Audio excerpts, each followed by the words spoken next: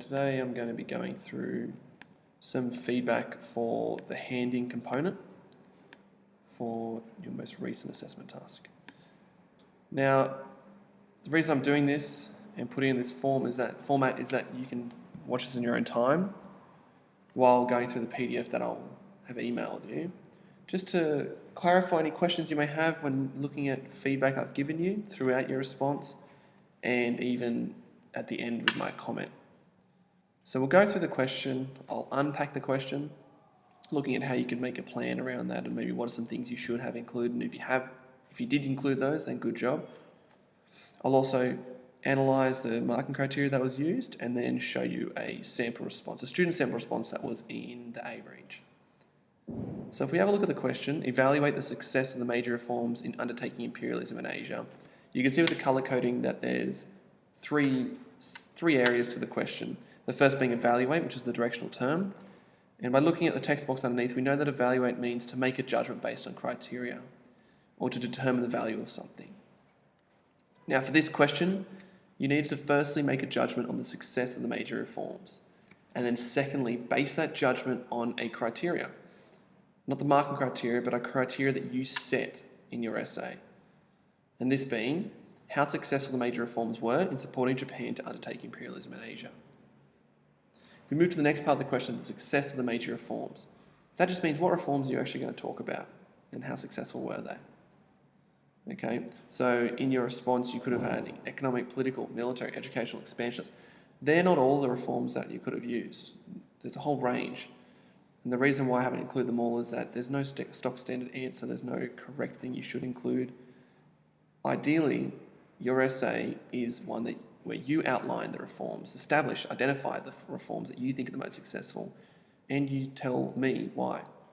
So just to take note, there is not a stock standard answer or a list of perfectly correct reforms. There is this response. Your essay should establish what reforms you think are successful and establish why. Now the last part of this question is undertaking imperialism in Asia. Now for that, imperialism in Asia, for Japan, we're looking at Taiwan, Korea, China and Russia. Now it's important to understand that not all these need to be included in your response, but you definitely need to show the relationship between the reforms you've chosen to talk about in your essay and how they are linked to allowing Japan to undertake forms of imperialism in Asia, linking it back to success. That's the word, the language we need to be using in our response. Now, two major pitfalls that I noticed in a lot of responses was that although a judgment was made in the introduction, it wasn't supported or sustained. Instead, many students described the reforms they were focusing on without linking it to the question of their judgment. So what I mean by that is that at the start of your essay, yeah, you make a judgment. You use the language question to make a judgment. It's fantastic. But that judgment isn't reasserted throughout your response. Instead, your paragraphs take more of a descriptive role, just talking about the reforms. Another pitfall was that a clear relationship between the reforms and Japan undertaking imperialism in Asia wasn't established, and that needed to be shown. Now looking at the criteria, I've only done the colour coding for the A range, and you can do the same for yourself. It's pretty straightforward. But if you look at the A range part of the criteria, okay, we have the 4 dot points there. And essentially, what I've done is the colour coding that is in the criteria, I have matched that with the sample response. So anytime you see green in your essay, I'm identifying that in the sample essay, the student has made a clear judgment based on a sophisticated and sustained argument and or presented a logical, cohesive and well-structured response. So anytime you see that, the green in the response, that is what it's referring to.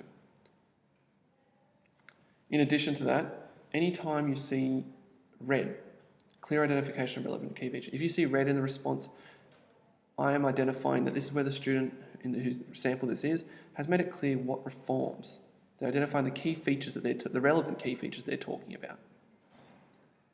And then anytime you see purple, it is detailed, relevant and accurate historical information. This being furthering the relationship to imperialism in Asia. And lastly, which is just as important as all the rest, anywhere that you see orange, which is probably not very clear, but they're actually just the footnote numbers. So number 1 here, number 2 there. If you go to the next page, number 3, and so forth. They are all numbered orange because they directly relate to the criteria, which is the 4th dot point, a good variety of reliable sources.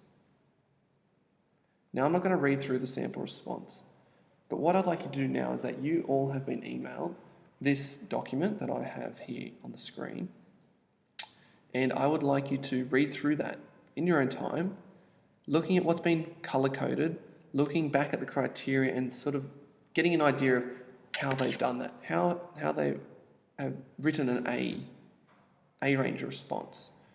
After you have done that, I want you to go to your response.